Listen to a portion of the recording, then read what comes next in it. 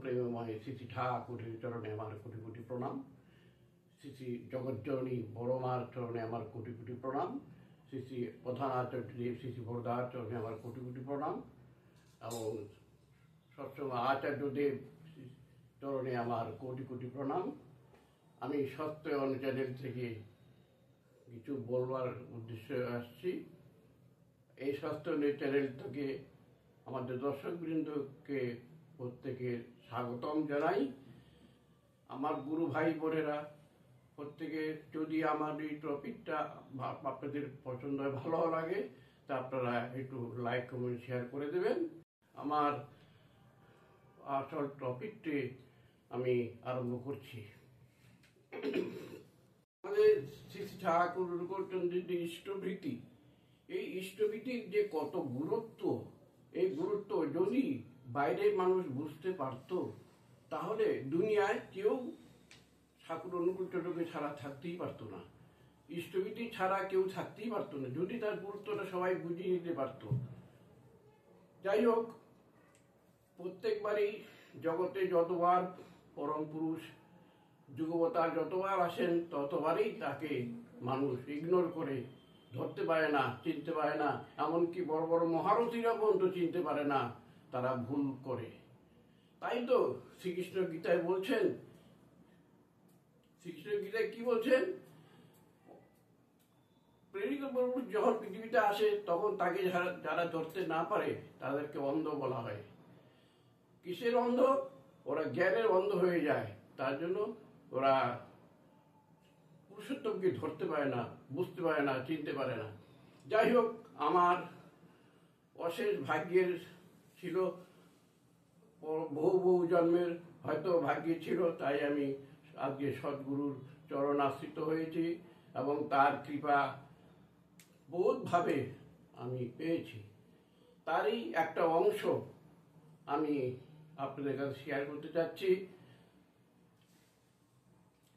এই ইষ্টভীতি নিয়ে গতকাল আমার চ্যানেলে আমি বলেছিলাম যে ইষ্টভীতির মধ্যে পয়সা কেন লাগে, সেই সম্বন্ধে গতকালকের আমার ভিডিওতে আমি বলেছি এবং সেটা প্রমাণ যে পেয়েছি, স্বয়ং শ্রীকৃষ্ণ যে তার মুখ দিয়ে বলেছিল যে আমাকে ধনদান যে করবে সেই আমাকে পাবে কলিযুগে, এই কথাটা প্রমাণও আমার কাছে আছে, সেই বই আমার কাছে আছে। এবং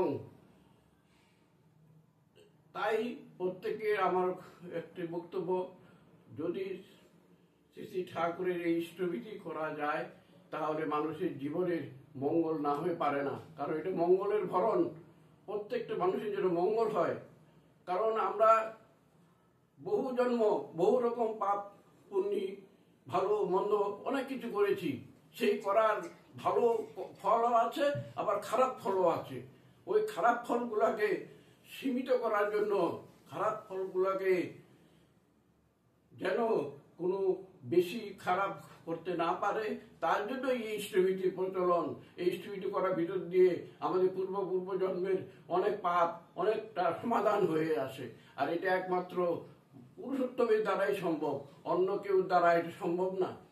এই জন্যই তো ঠাকুর বলছেন ইষ্টভীতি ইষ্টকেই দিস, করিস না তাই বঞ্চনা, অন্যকে তা দিলেই জানিস আসবে বিপাক গঞ্জনা।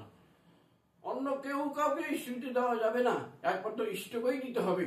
আর ওই দেওয়ার ভিতর দিয়ে মানুষের জীবনের প্রগাঢ় মঙ্গল আসবে, তার পূর্ব জন্মের অনেক পাপ ধুয়ে মুছে যাবে, সে টেরও পাবে না। যাই হোক, আমার জীবনের একটা ঘটনার কথা বলবো। গতকাল আমি আমার ভিডিওতে বলেছিলাম যে আমি খুব গরিব মানুষ ছিলাম। একদিন এমন দিন ছিল যে আমি 2 টাকার সারাদিনে রোজগার করতে পারতাম না এবং আমার সংসার 2 টাকা না দিলে আমার ভাত জুটতো না বাড়িতে, এমন দিন ছিল। যাই হোক, তখন একবার আমি গুয়াহাটিতে গিয়েছিলাম, গুয়াহাটির থেকে চাল নিয়ে আসতাম, এদিক থেকে আমি সুজি বাদাম অনেক কিছু নিয়ে যেতাম, ওইদিকে বিক্রি করতাম, করে ওইদিক থেকে চাল নিয়ে আসতাম। তো একদিন মনে হলো চালটা নেওয়ার পরে যে ব্রহ্মপুত্র নদীতে স্নান করতে যাই। স্নান করে তারপরে খাওয়া দাওয়া করবো। তো স্নান করে গেলাম, আস্তে আস্তে গেলাম ব্রহ্মপুত্র নদীর পাড়ে গেলাম। নদীর পাড়ে যেয়ে একটা ঘাটে গেলাম, যেয়ে দেখি মায়েরা অনেক আসামি মায়েরা স্নান করছে। আমি একটু লজ্জিত হয়ে গেলাম, এতগুলো মায়ের সামনে আমি কেমন করে স্নান করবো, আমি ইতস্তত বোধ করতেছিলাম। কিছুক্ষণ পরে আমি দেখলাম সামনে আর একটা ঘাট আছে। আমি ওই ঘাটে গেলাম, যে ওইখানে কেউ নাই, ফাঁকা আছে, ঘাটটা খালি একদম।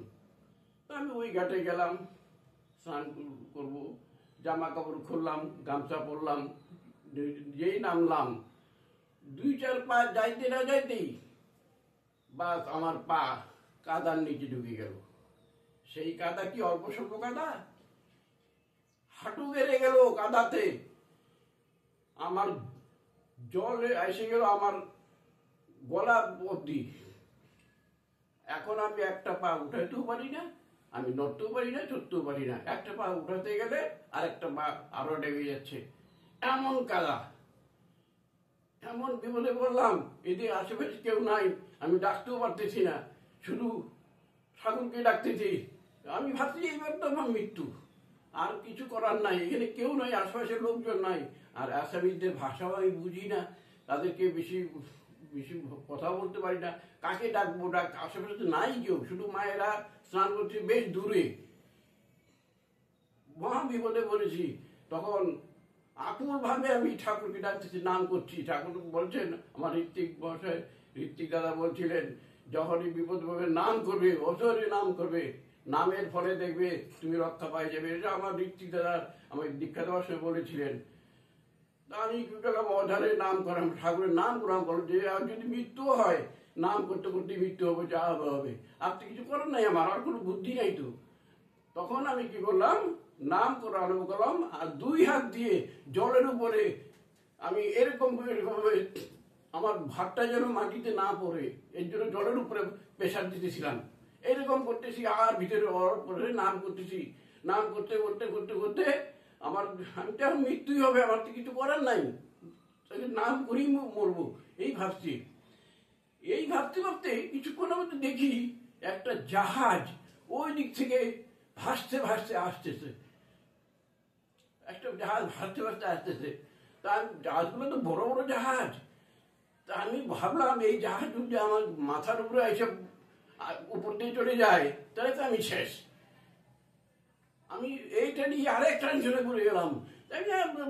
আর চিন্তা নেই, আর কিছু করার নাই, এখন ঠাকুর ভরসা, মৃত্যু হলে আমি ওই নাম করতে করতেই মারা যাব, তাতে আর কিচ্ছু করার নেই আমার। এইভাবে নাম অসরে নাম করতেছি, করতে করতে দেখি ওই যে জাহাজটা ভাসতে ভাসতে ভাসতে ভাসতে এসে আমার মাথার থেকে 1-1.5 ফুট দূরে দিয়ে যা চলে গেল। যাই এমন ভাবে পরিস্থিতি দাঁড়াইলো যে সেই স্টিমারের যে রড বাঁধা ছিল, সেই রডটা আমার মাথার উপরে এসে স্টপ হয়ে গেল। মাথার উপরে যখন রডটা পড়লো, তখন দেখি স্টিমার স্টপ হয়ে গেল, আর ওদিকে যাচ্ছে না। তখন কোনো রকমে কষ্ট করে রডে ধরলাম, রডে ধরে আমি কাদা দিয়ে উঠে পড়লাম। উঠে আর মারিতে পারা দিই না, আমি সাঁতার জানি, সাঁতরিয়ে আমি ঘাটে চলে পার হয়ে গেলাম। আর ঠাকুরকে আমি অভিনন্দন জানালাম, ঠাকুর তুমি আমাকে রক্ষা করলা, কিভাবে যে রক্ষা করলাম আমি জানি না। যাই হোক, এই হলো ঠাকুরের দয়া। এটা ইষ্টবিধি করার ভিতর দিয়ে দয়াটা আছে। ঠাকুর তো বলছেন যে ইষ্টবিধি যজন যাজন ইষ্টবিধি করলে কাটে মহাবিধি। আর ওইটি প্রমাণ, আমার এটা চাক্ষুষ প্রমাণ আমি পেয়ে গেলাম। তারপরের থেকে তো আমি ঠাকুরের ইষ্টবিধির সম্বন্ধে আমার আরো ভক্তি এসে গেল। আর তারপর থেকে আজ পর্যন্ত কোনো ইষ্টবিধি বন্ধ করি না, এবং ঠিক মতো ইষ্টবিধি করি। আমার শরীরটা বেশি ভালো না, আজকের ভিডিও আর বেশি বাড়াবো না। আমার দর্শক বৃন্দে চরণে আমার অগত্য জয়গুরু জানাই এবং শ্রী শ্রী ঠাকুরের চরণে আমি নিবেদন করি যে প্রত্যেকে যেন ভালো থাকে, প্রত্যেকে যদি ইষ্টচ্ছল জীবন যাপন করতে পারে, ইষ্টকে নিয়ে সবাই যেন মেতে থাকতে পারে এবং প্রত্যেকেরই মঙ্গল হোক, এই বলে আমার বক্তব্য শেষ করলাম। কারণ আমার শরীর বেশি ভালো না, আমি আমার বক্তব্য এখানেই শেষ করলাম। বন্দে পুরুষোত্তমম। জয় গুরু।